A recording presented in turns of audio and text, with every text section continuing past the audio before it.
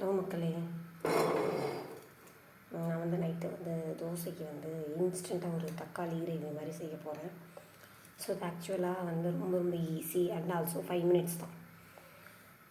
First 2 பேருக்கு செய்கிறேன் நான். அந்த அளவில் பார்த்துக்கோங்க. ஃபஸ்ட்டு ஒன்றும் இல்லை, 2 தக்காளி, ஒரே ஒரு வெங்காயம், ஒரு 10 பல்லு பூண்டு, ஒரு பச்சை மிளகாய். ஸோ இதை எல்லாத்தையும் ஃபஸ்ட்டு என்ன பண்ணணும், குக்கரில் போட்டுக்க வேண்டியதான்.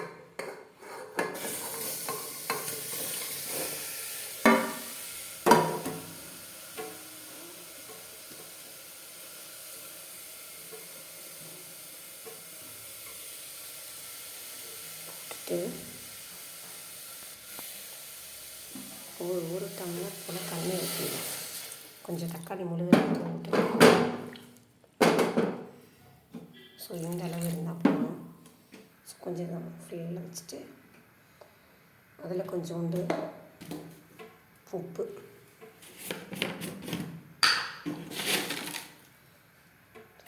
கொஞ்சமாக போட்டுருக்கேன்.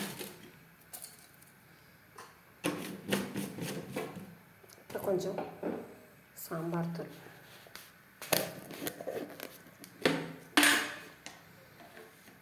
ஒரு 1/2 ஸ்பூன் சாம்பார் தூள்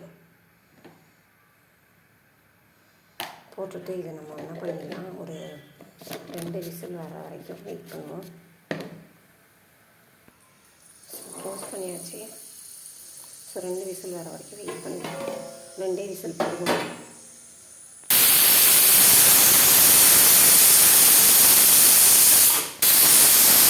விசில் வந்துடுச்சு. ஸோ நம்ம இப்போ என்ன பண்ணிடலாம், ஆஃப் பண்ணிடலாம்.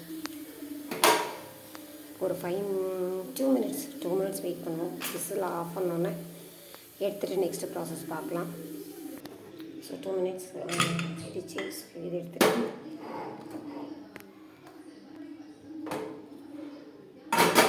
ஸோ தக்காளி எல்லாம் நல்லா மசிஞ்சு விட்டது. ஸோ கொஞ்சம் அந்த வாட்டரை ஃபில்ட்ரு பண்ணிக்கலாம்.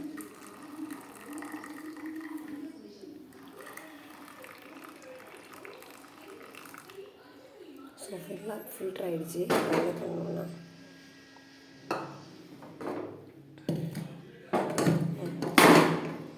நல்லா மற்ற எடுத்து ஃபுல்லாக மசிச்சு விட்டுக்கலாம்.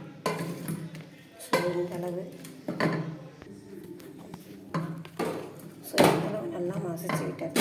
நல்லா தண்ணி அப்படியே ஃபுல்லாக ஊற்றிடலாம். ஸோ இதை எடுத்து வச்சுட்டு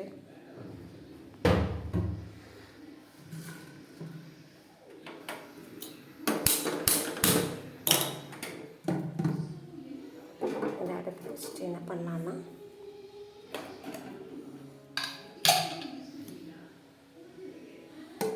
கொஞ்சம் தோசை மாவு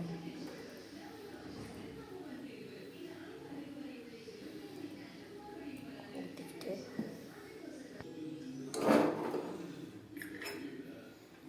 ஸோ நல்லா என்ன பண்ணிக்கலாம், கலக்கிக்கலாம்.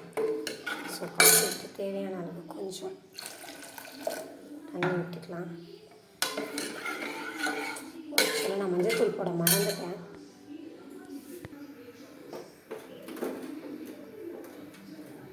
ஸோ மஞ்சள் கொஞ்சம் போட்டுக்கலாம்.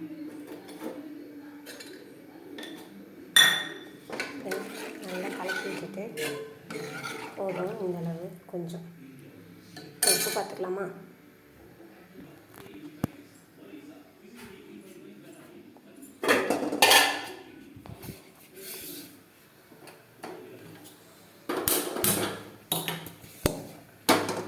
கொஞ்சம் எண்ணெய் வச்சுக்கலாமா.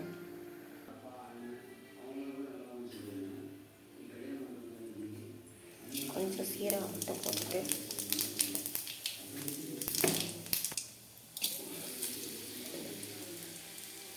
கொஞ்சம் கருவேப்பிலை போட்டுக்கலாம்.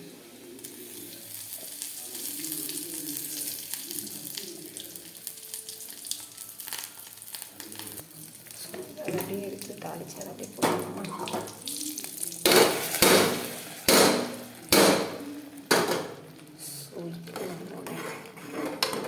தக்காளி குருமா ரெடி. ஸோ செம்மையாக வந்துருக்கு. செம்ம டேஸ்டியாகவும் இருக்குது. சூப்பராக இருக்குது. நீங்களும் செஞ்சு பாருங்கள்.